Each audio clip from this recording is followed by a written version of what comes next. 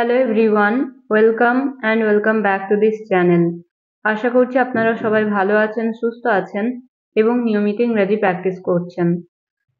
So আজকের ভিডিওতে আমি আপনাদের সাথে শেয়ার করব বেশ কিছু ছোট ছোট সেন্টেন্স স্ট্রাকচার অথবা বেশ কিছু ইংলিশ ফ্রেজের ব্যবহার, যেগুলো জানা আমাদের অত্যন্ত প্রয়োজন।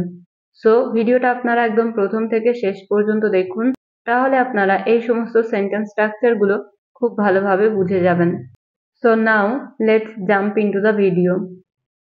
So প্রথমে আমি আপনাদের দেখাবো যে good to এই ফ্রেজটাকে কিভাবে ইংলিশে সেন্টেন্সে ব্যবহার করতে হয়। ওকে, সো ফার্স্টেই বলি যে good to এই ফ্রেজটার বাংলা অর্থ হলো কারোর জন্য ভালো অথবা কিছু করা আমাদের জন্য উপকারী, এরকম অর্থে সেন্টেন্সে good to এর ব্যবহার করতে হয়। সো আপনারা বাংলা বাক্যগুলো দেখলে বুঝতে পারবেন। প্রতিদিন সকালে ব্যায়াম করা ভালো। এই বইটি নতুনদের পড়ার জন্য ভালো। ঘুমানোর আগে দুধ পান করা ভালো। রাইট?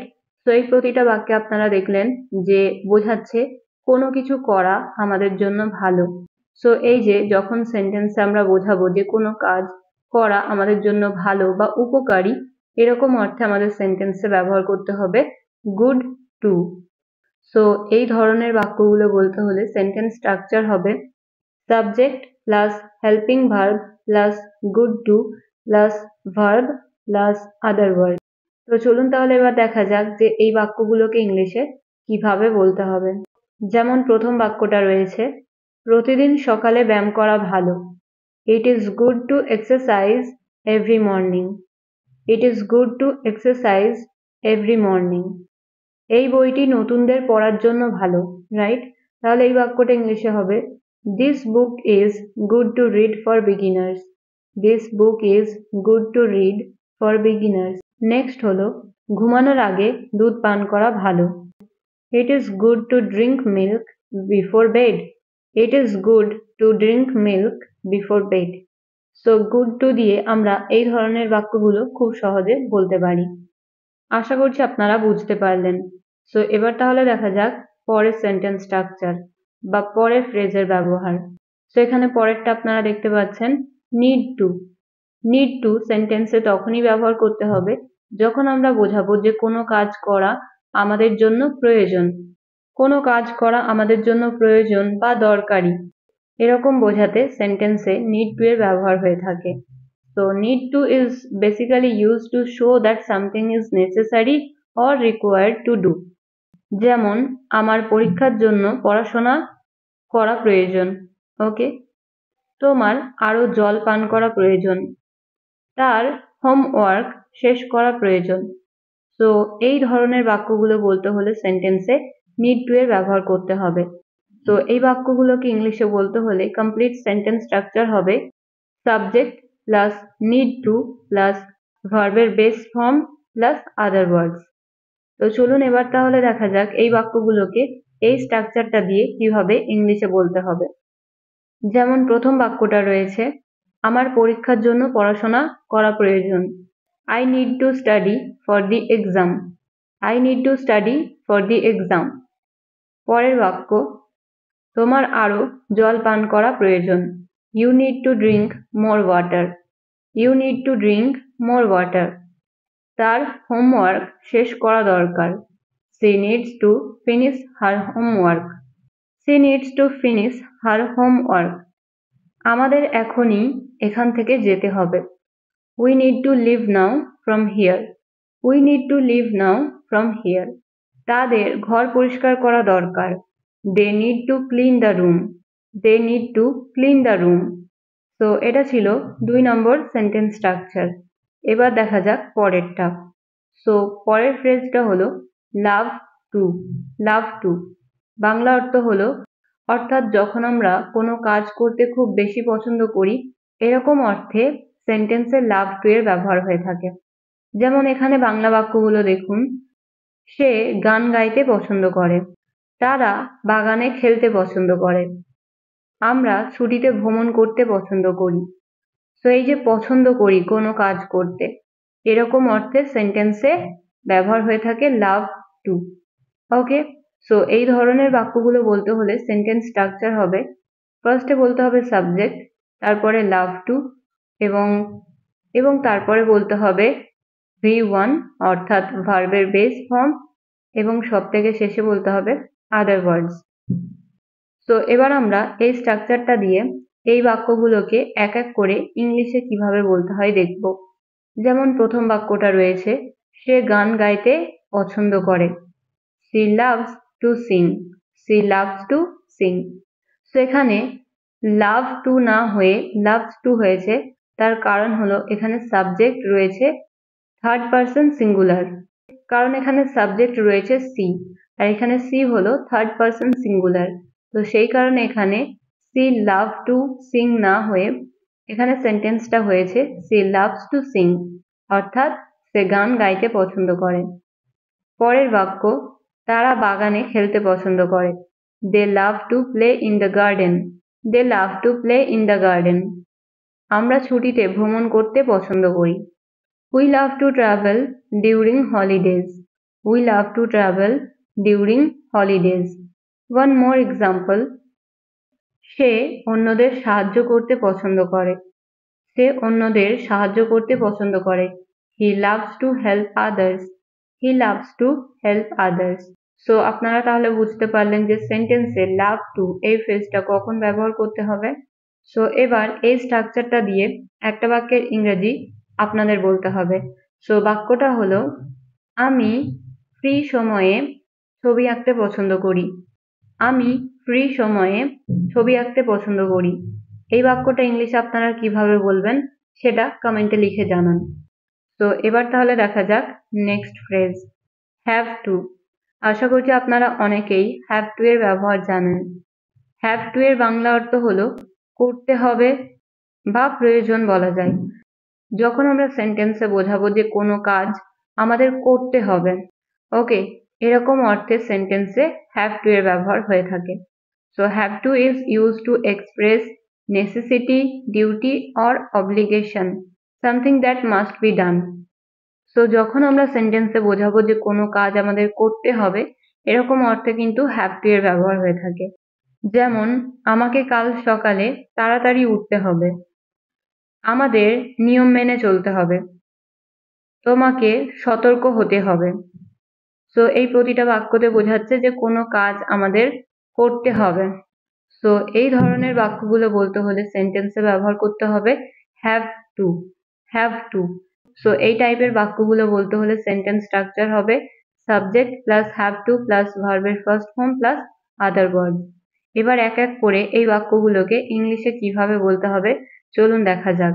যেমন প্রথম বাক্যটা রয়েছে, আমাকে কাল সকালে তাড়াতাড়ি উঠতে হবে। I have to wake up early tomorrow. I have to wake up early tomorrow. আমাদের নিয়ম মেনে চলতে হবে। We have to follow the rules. We have to follow the rules. তোমাকে সতর্ক হতে হবে। You have to be careful. You have to be careful. Right? One more example. তোমাকে সময় মতো ওষুধ খেতে হবে। You have to take medicine on time. You have to take medicine on time. তো আপনারা তাহলে বুঝতে পারলেন যে হ্যাভ টু কে আমরা কিরকম ধরনের সেন্টেন্স বলতে ব্যবহার করতে পারি। তো চলুন তাহলে এবার দেখা যাক নেক্সট। নেক্সট হলো wish to. Wish to Bangla অর্থ হলো ইচ্ছা করা বা কোনো কিছু করতে চাওয়া।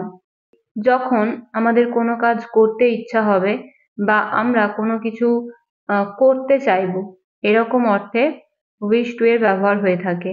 Wish to is a polite or formal way to say that someone wants to do something.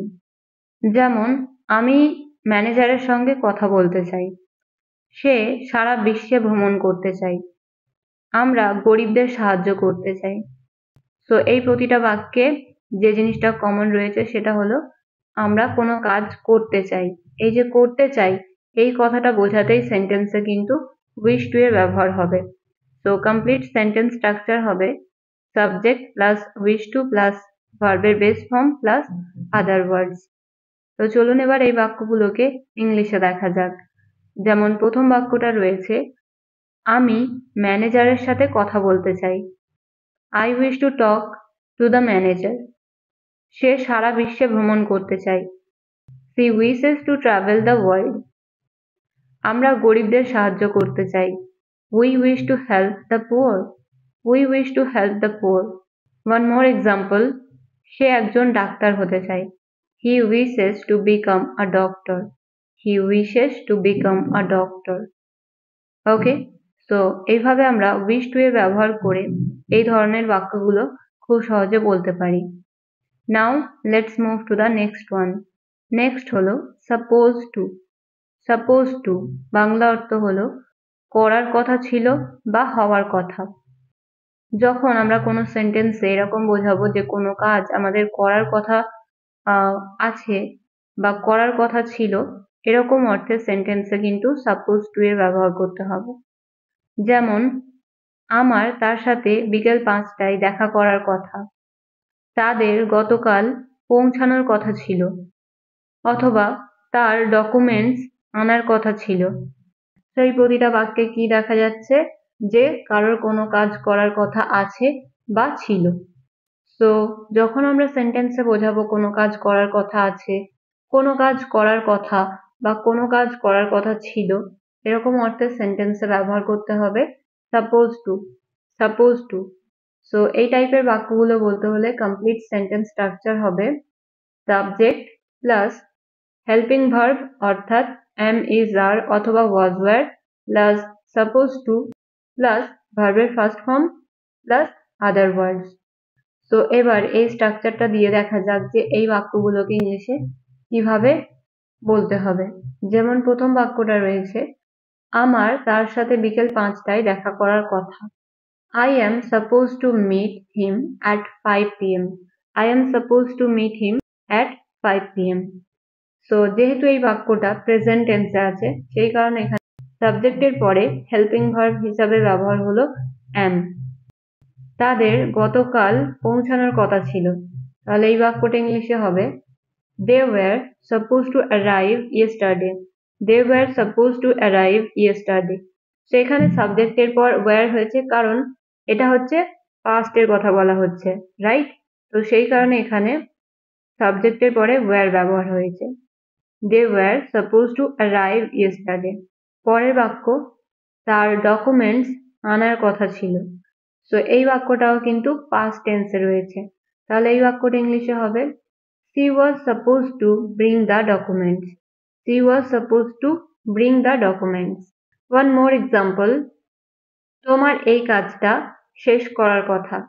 ওকে, সেই বাক্যটা ইংলিশে হবে you are supposed to finish this work.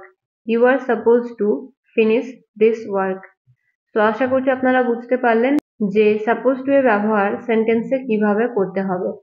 এবার সব থেকে শেষের ফ্রেজটা হলো yet to. yet to Bangla অর্থ হলো এখনো হয়নি বা এখনো বাকি আছে। যখন আমরা সেন্টেন্সে এরকম বোঝাবো যে কোনো কাজ করা আমাদের এখনো বাকি আছে, এরকম অর্থে সেন্টেন্সে ব্যবহার হয়ে থাকে yet to. yet to। যেমন আমরা অনেক সময় এই ধরনের বাক্যগুলো বলে থাকি আমি এখনো ইমেলটা পাইনি। তারা এখনো রিপোর্ট জমা দেয়নি। ফলাফল এখনো ঘোষণা করা হয়নি, রাইট? সেই প্রতিটা বাক্যে যে জিনিসটা কমন রয়েছে সেটা হচ্ছে কোনো কাজ এখনো বাকি আছে বা এখনো হয়নি। সো এরকম অর্থে সেন্টেন্সে ব্যবহার করতে হবে yet to.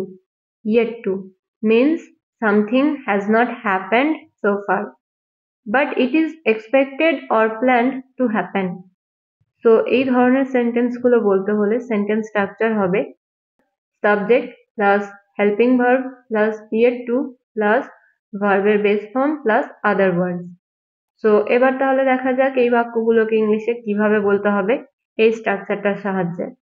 যেমন প্রথম বাক্যটা রয়েছে আমি এখনো ইমেলটা পাইনি। I am yet to receive the email. I am yet to receive the email. তারা এখনো রিপোর্ট জমা করেনি। They are yet to submit the report. They are yet to submit the report. পরের বাক্য ফলাফল এখনো ঘোষণা করা হয়নি। ফলাফল এখনো ঘোষণা করা হয়নি। The results are yet to be announced. The results are yet to be announced. তো ফ্রেন্ডস, তাহলে আপনারা বুঝতে পারলেন কিভাবে yet to এর ব্যবহার করতে হবে সেন্টেন্সে। ওয়ান মোর এক্সাম্পল, সে এখনো ভ্রমণ নিয়ে সিদ্ধান্ত নেয়নি। She is yet to decide about the trip. She is yet to decide about the trip. So এই yet to দিয়ে সেন্টেন্স বলা কিন্তু খুবই ইজি। আর আশা করছি আপনারা নিজেরাই এবার থেকে এই সমস্ত ফ্রেজগুলো বা এই সমস্ত ছোট ছোট সেন্টেন্স স্ট্রাকচারগুলো দিয়ে নিজেরাই নানা ধরনের সেন্টেন্স বলতে পারবেন। এই ভিডিওতে প্রায় আমি আপনাদের সাথে 7 থেকে 8 ধরনের সেন্টেন্স স্ট্রাকচার শেয়ার করলাম।